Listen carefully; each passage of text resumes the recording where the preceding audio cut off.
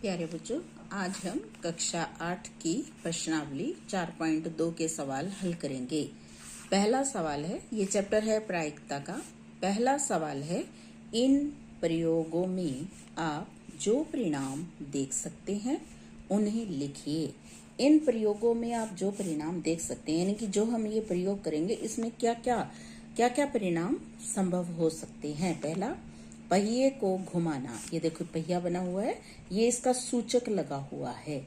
यदि हम इसको घुमाएंगे, इस सूचक को घुमाएंगे तो कितने परिणाम हो सकते हैं।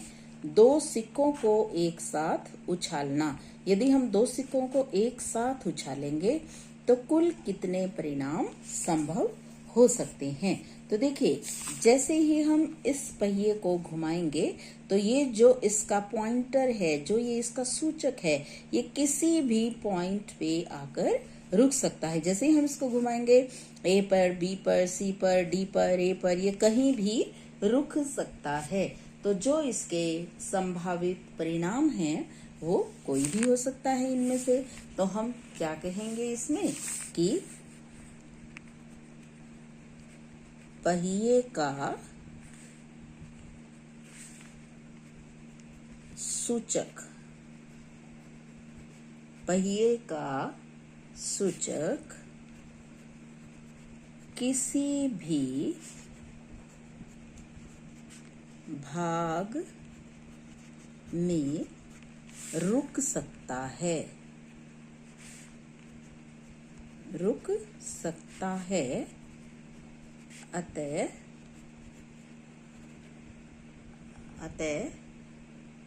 संभावित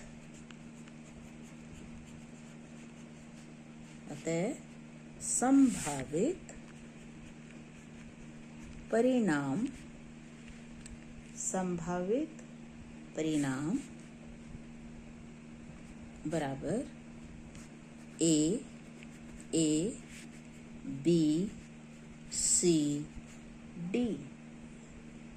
कोई भी परिणाम इसमें से हो सकता है। ये संभावना है, ए पर भी रुक सकता है, फिर सेकंड ए पर भी रुक सकता है, फिर बी पर, फिर सी पर, डी पर। तो कुल संभावित जो परिणाम हैं वो 5 हो सकते हैं। बी पार्ट देखेंगे हम। दो सिक्कों को एक साथ उछालना। यदि हम दो सिक्कों को एक साथ उछालेंगे तो हमारे पास जो संभावित परिणाम होंगे वो देखिए क्या होंगे। दो सिक्कों को एक साथ उछालने पर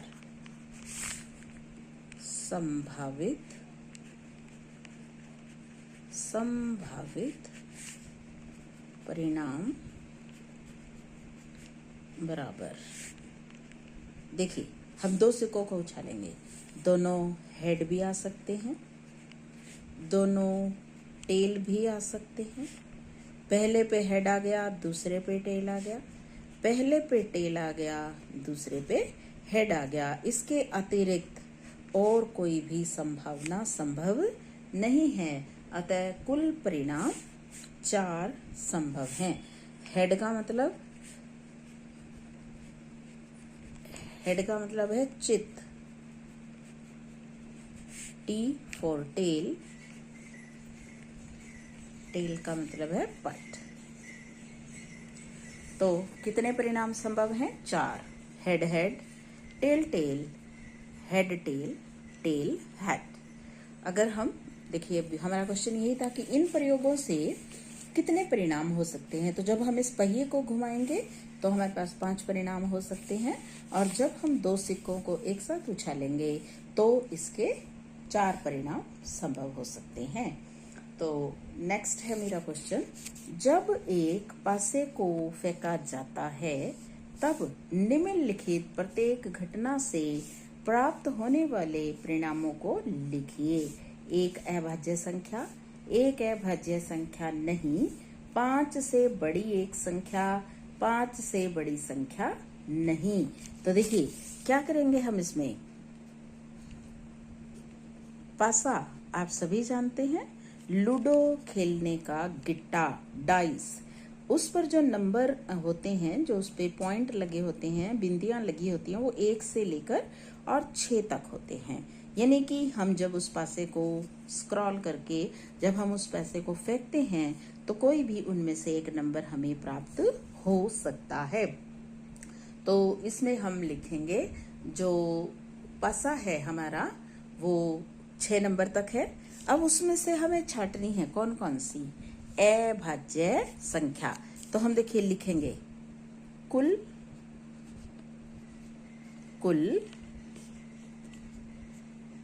संभावित परिणाम। कुल संभावित परिणाम कौन से होंगे? 1, 2, 3, 4, 5, 6, कोई भी आ सकता है नंबर। तो कुल संभावित परिणाम 6 होंगे। अब हमें बताना है कि अभाज्य संख्या आने के परिणामों की संख्या क्या हो सकती है। अब इसमें देखते हैं हम अभाज्य संख्या हमारे पास कौन सी है। अभाज्य संख्या हमारे पास 2, 3 और 5, ये तीनों कैसी हैं? अभाज्य। तो हम लिखेंगे अभाज्य संख्या आने के संभावित परिणाम। अभाज्य संख्या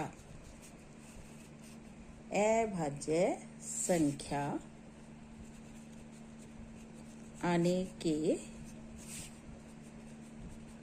संभावित परिणाम बराबर 2, 3, 5। 3 हैं इसके संभावित परिणाम। सेकंड में हमारे पास क्या पूछा है उसने? अभाज्य संख्या नहीं। अभाज्य संख्या नहीं, इसका मतलब भाज्य संख्या। तो क्या लिखेंगे हम? अभाज्य संख्या न आने के संभावित परिणाम। अभाज्य संख्या न आने के संभावित परिणाम कौन से होंगे? अभाज्य संख्या न आने के संभावित परिणाम। अभाज्य संख्या न आने के संभावित परिणाम 1, 4, 6, ये भी 3 ही होंगे। इसके बाद थर्ड पार्ट, ये सेकंड हो गया। थर्ड पार्ट है ये ए पार्ट के, एक मिनट, ये मेरे पास ए पार्ट के फर्स्ट और सेकंड थे। अब मेरे पास ये फर्स्ट पार्ट के ए और बी थे। ये बी। अब मेरे पास है सेकंड पार्ट का ए। क्या है मेरा सेकंड पार्ट का ए? 5 से बड़ी एक संख्या। और नेक्स्ट है 5 से बड़ी संख्या नहीं, 5 से बड़ी एक संख्या। अब 5 से बड़ी हमारे डाइस में केवल एक ही है। 5 से बड़ी एक संख्या क्या है वो? 6। 5 से बड़ी एक संख्या हमारे पास क्या है? केवल 6। एक ही है। तो क्या लिखेंगे? 5 से बड़ी संख्या आने के संभावित परिणाम बराबर 1।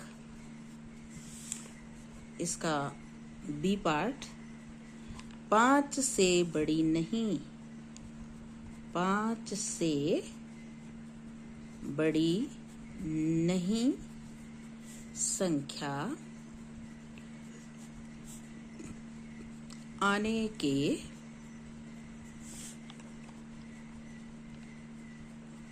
संभावित परिणाम बराबर 1 2 3 4 5। कितने हो गए? 5। 5 से बड़ी संख्या नहीं प्राप्त करने के लिए संभावित परिणाम 1 2 3 4 5 6। कितने हो गए टोटल? 5। कितने परिणाम हो गए टोटल? 5। और बड़ी संख्या आने के परिणाम 1। 5 से बड़ी संख्या एक ही है 6। अभाज्य संख्या के संभावित परिणाम 3। अभाज्य संख्या न आने के भी संभावित परिणाम 3 ही हैं। 2 सिक्कों को जब हम एक साथ उछालते हैं तो कुल संभावित परिणाम 4 हो सकते हैं। जब हम सूचक के साथ पहिए को घुमाते हैं तो कुल संभावित परिणाम 5 हो सकते हैं। नेक्स्ट हमारा क्वेश्चन है, प्रश्न 1 में सूचक के D पर रुकने की प्रायिकता। प्रश्न 1A में सूचक के, जो प्रश्न 1A है इसमें ये सूचक बना हुआ है, तो D पर रुकने की प्रायिकता कैसे निकालते हैं हम? कुल इसमें एक तो हम संभावित परिणाम देखेंगे और अनुकूल परिणाम देखेंगे। देखिए इसमें D हमारा ये है, तो अनुकूल परिणाम हमारे पास केवल 1 हो सकता है इन 5 में से, और कुल संभावित परिणाम हमने 5 लिखे हैं। तो जो प्रायिकता का फॉर्मूला है, जो प्रायिकता निकालने का सूत्र है, वो ये है कि अनुकूल परिणाम divided by total possible outcomes, कुल परिणाम। तो देखिए इसको हम कैसे करेंगे? ए पार्ट में हम क्या लिखेंगे? कुल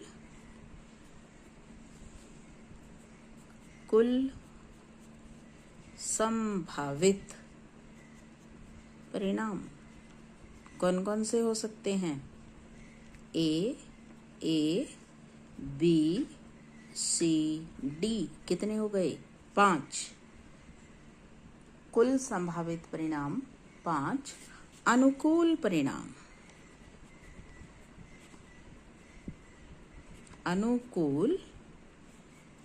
परिणाम एक ही है। अब प्रायिकता का फॉर्मूला,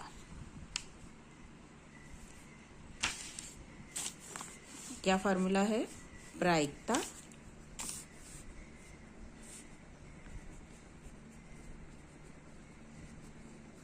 इज इक्वल टू अनुकूल परिणामों की संख्या बटे डिवाइडेड बाय कुल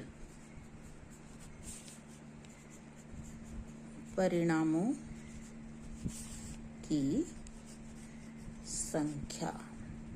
तो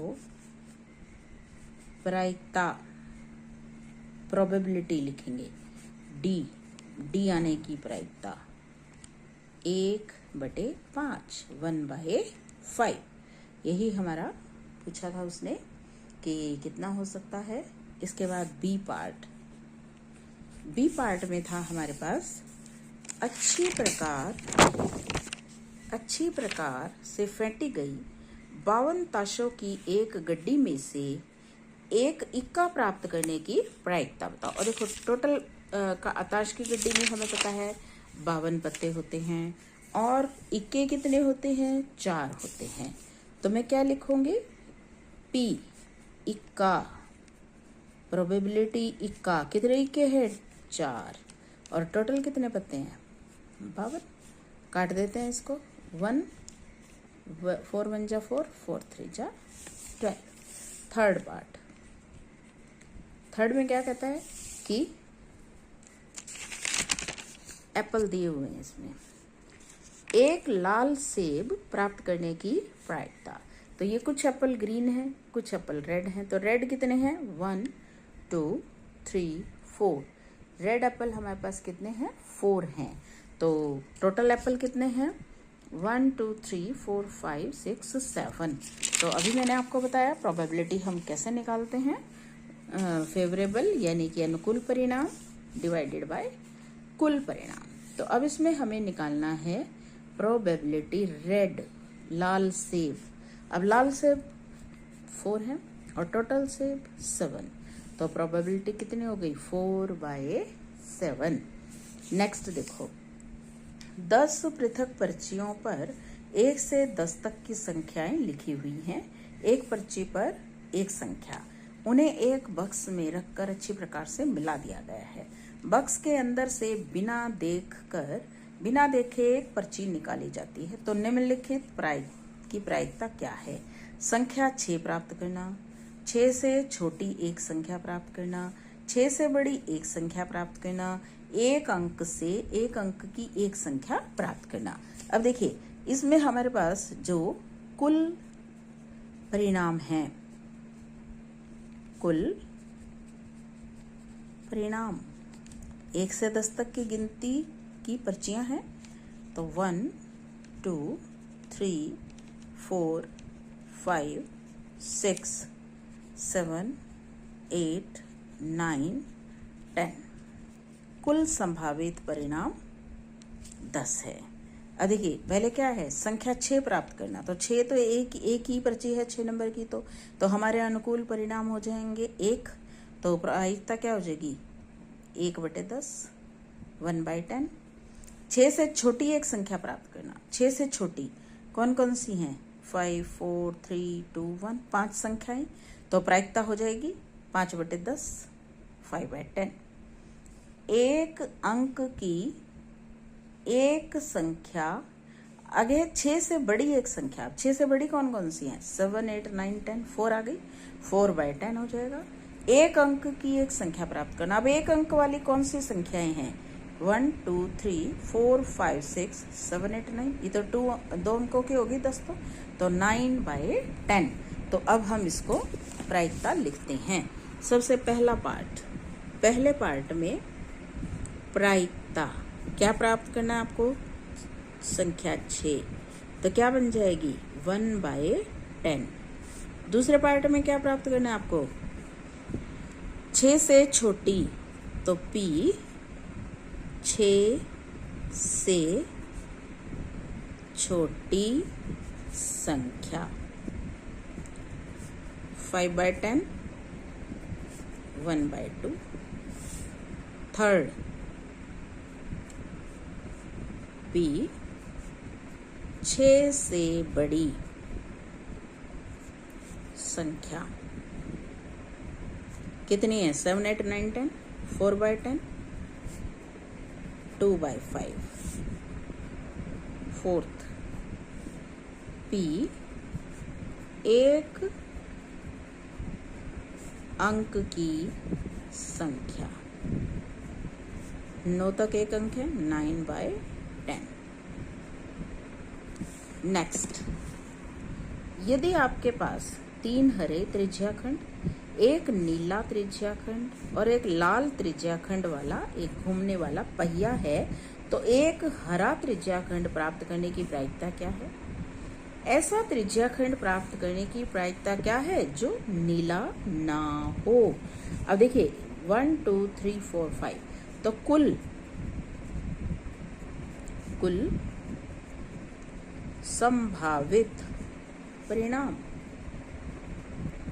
कुल संभावित परिणाम कितने हैं? 5। पहले में क्या निकालना है? P हरा त्रिज्याखंड प्राप्त करने की। कितने हैं हरे? 1 2 3, तो 3/5। अगले में क्या करना है? P नीला नहीं, यानी कि नीले को छोड़कर बाकी कुछ भी, तो नीला एक ही है, तो बाकी कितने बचे? 4/5। प्रायिकता का फार्मूला वही है, अनुकूल परिणाम डिवाइडेड बाय कुल संभावित परिणाम। नेक्स्ट देखो, कहता है प्रश्न 2 में दी हुई घटनाओं की प्रायिकताएं ज्ञात कीजिए। अब देखिए प्रश्न 2 में दी गई घटनाओं की प्रायिकताएं ज्ञात कीजिए। 2 प्रश्न में क्या क्या दे रखा था? देखो आप, प्रश्न जो हमारा सेकंड था उसमें क्या क्या दे रखा था? जब एक पासे को एक बार फेंका जाता है तो निम्नलिखित प्रत्येक घटना से प्राप्त होने वाले परिणामों को लिखिए। एक अभाज्य संख्या नहीं, 5 से बड़ी, ये हमने इसके सबके परिणाम लिखे थे। तो अब हम इसकी प्रायिकता निकालते हैं। तो क्या लिखेंगे? कुल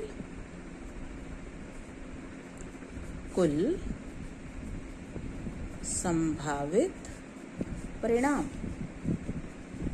जब हम एक पासे को फेंकते हैं तो कुल संभावित परिणाम 6 होते हैं।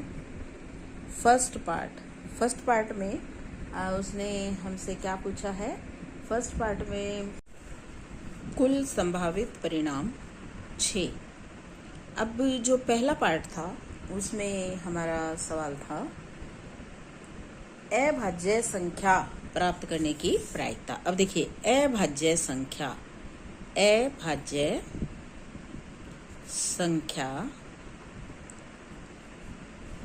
संभावित परिणाम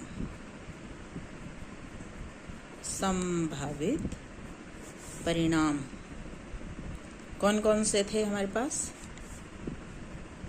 2, 3, 5, 3। तो प्रायिकता क्या लिखूंगी मैं? P अभाज्य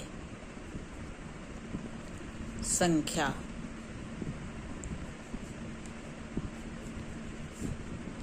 तीन बटे 6, 3/6, 1/2। सेकंड में था अभाज्य नहीं,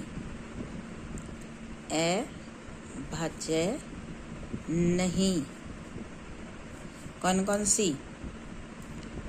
1, 4, 6, कितनी हुई ये भी? 3। तो P अभाज्य नहीं,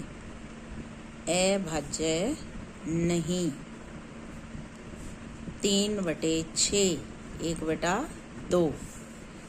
इसके बाद थर्ड पार्ट, सेकंड क्वेश्चन का जो थर्ड था, 5 से बड़ी संख्या, 5 से बड़ी संख्या,